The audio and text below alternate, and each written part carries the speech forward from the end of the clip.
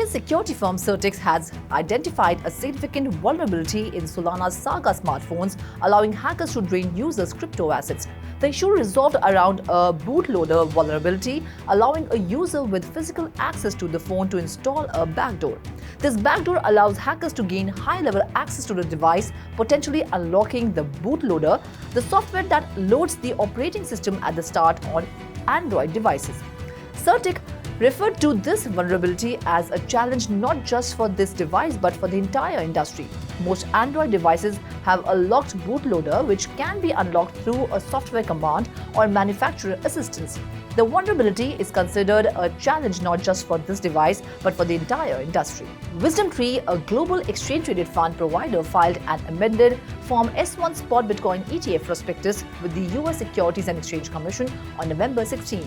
This update follows WisdomTree's June 2023 application proposing a rule change to list and trade WisdomTree Bitcoin Trust shares on the BZX exchange by the Chicago Board Options Exchange. The amended prospectus mentions that the WisdomTree Bitcoin Trust ETF will trade under a ticker symbol BTCW, with Coinbase Custody Trust servicing as the custodian holding of all the trust Bitcoin on its behalf.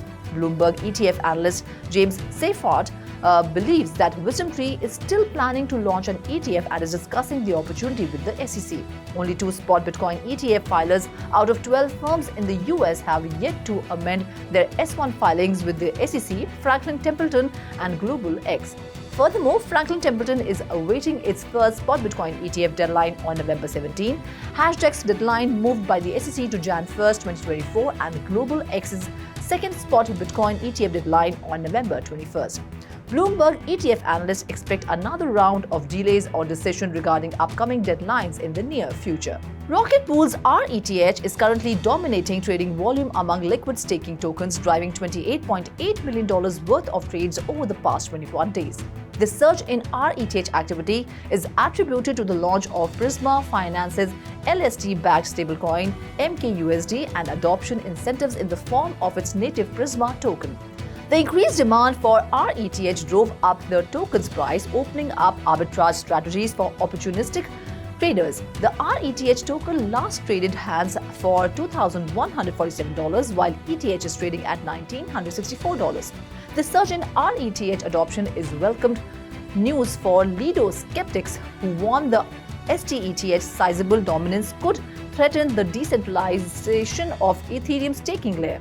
Analysts have warned against a single staking entity amassing control of more than 1/3 of staked Ether's supply. However, DeFi protocols are actively seeking to drive up the adoption of minority NFTs while placing limits on the volume of STETH deposits they support. That's all in this bulletin for now. This is me, Ruchi Sharma, signing off. Do like, share and subscribe to 3.0TV, and for more information and stories, log on to our website www.3worldstv.io or scan the QR code.